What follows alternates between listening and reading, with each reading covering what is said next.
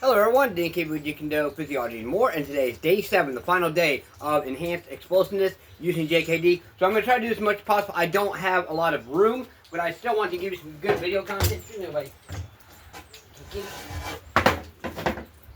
And as promised, what I'm actually going to demonstrate here is I'm just going to do simulation because with the way this porch area is, there's not a lot of space, and right here beside me, literally right here, is actually, there's some water, and I can usually slip on my ass. And then right here are some stairs. So I don't have a lot of space, okay? But I'm still going to provide you some good content.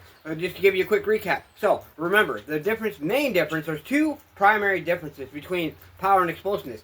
Number one is going to be the weight that you use. So if you're doing a clean and press, and you start off maybe warming up doing some power movements, which is going to be the more faster movements, okay? Focusing more just on actual speed. And then you do the same clean and press, but you add more weight, and you're going to increase your explosiveness. Another way too is how you do the exercise. So if you're going to do, we'll do clean and press as an example. So if you're going to do, say for instance, just a power movement, you're going to boom, boom, boom, boom, boom, boom, boom, boom. Okay, explosive. Okay, you're going to add more weight. Boom, boom.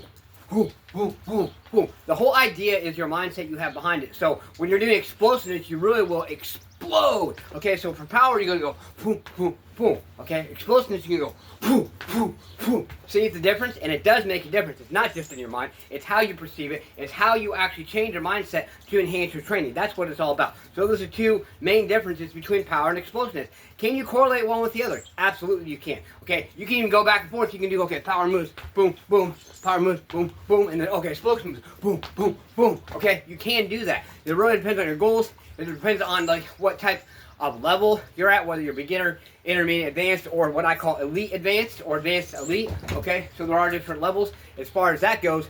So how are we going to do a full body training session? First off, I want to tell you this: if you're doing full body training at all whatsoever, you definitely do not want to do it every single day. Now, there are some exceptions. Let's say I'll use Bruce Lee once again as an example, because he actually was trained, I don't remember who it was, he was actually training one of his martial arts buddies, actually a kickboxer, I think, yes, and he actually went and he won the kickboxing tournament when he literally was the, I don't know all the terminology, but anyway, he was the one that was not expected to win. He was going against, I think, the best, like, kickboxer in Muay Thai, or sorry, not Muay Thai, I guess in Thailand, who actually was well-rounded in Muay Thai, and Bruce Lee said, hey, do this for the next entire week, do this every day. And yes, he was working same muscles, but he was doing it for training purposes. And after that week, the whole entire next week, he spent tapering, mobility, technique, things like that, nothing intense. So the whole idea is that unless you're doing something like that, whole body training, you don't want to do except maybe every 2 to 3 days if you're advanced or elite advanced, or advanced elite, however you want to say.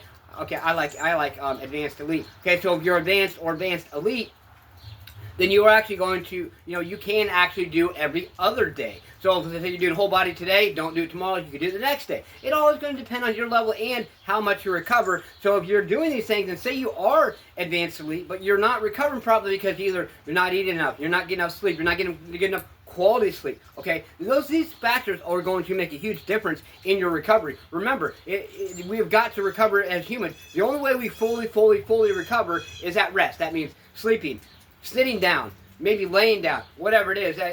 You don't want to do it right at like, oh, I'm going to do some hard training, I'm going to go lay down for a while. No, because then you'll get blood flowing to the improper areas of your body, and then your heart is not going to get enough blood. It's called venous return to the heart. That's why it's always good to do a cool down after intense training. It gets that venous return to the heart. It pumps your blood back throughout your whole body, throughout your heart itself. Okay, so whole body exercise. Now this, once again, just like always when Jeet can find your own way is way. This is just a guide to give you an idea. I'm going to use my handy dandy 20-pound kettlebell that I like to use in my videos a lot because they are very versatile. That's why I love kettlebells. You can use them as, dumbbells. Boom, boom.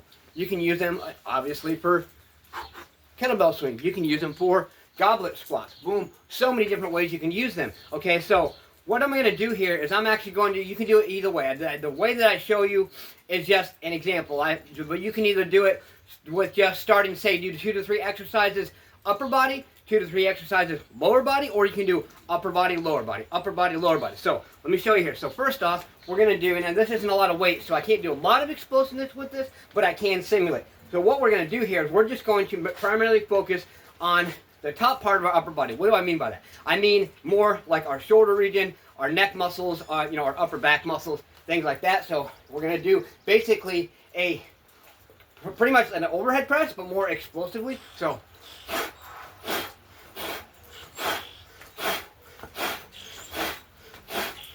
okay, and then I'm going to go into doing some squats.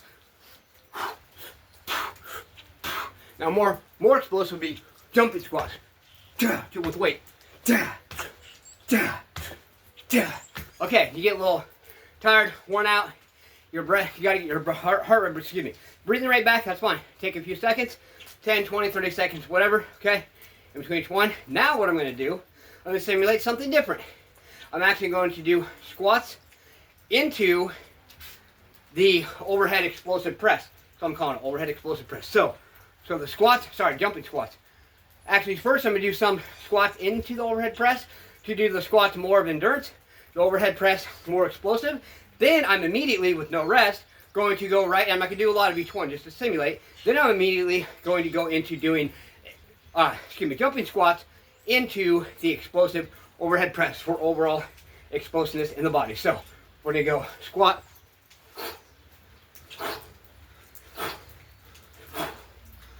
Okay, then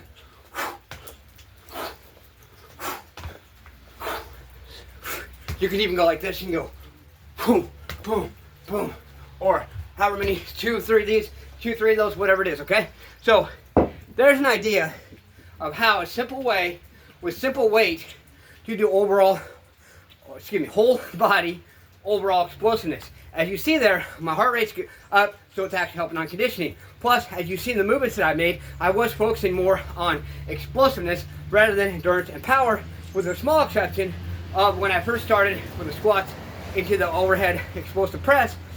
Of course, I first started doing just a few for the endurance aspect. That, number one, can help you increase mobility, get your heart rate back up a little bit, and it can also help with your overall endurance, conditioning, things like that. You can use it as an active recovery, so you can actually do that, and you can do 9, 10, 13, 23, however many squats you want to do, and you can actually do that as what's called active recovery. And those of you who do not know what that is, active recovery is when you're still doing the exercises, but using different muscle groups than what your primary focus is, and or you're switching muscle groups that you're primarily focused on. So for instance, active recovery would be, okay, say you're going to do some push-ups and some pull-ups, okay? You do the push-ups, you go right into the pull-ups. Push-ups, right into the pull-ups. That's active recovery. You're using different muscle groups, but you're still actually actively working. The reason it's called active recovery, because if you're doing the push-ups and you go to the pull-ups, as you're doing the pull-ups, you're relaxing your front chest muscles, your front shoulder muscles, your chest muscles, and as you do your push-ups, you're relaxing your back muscles and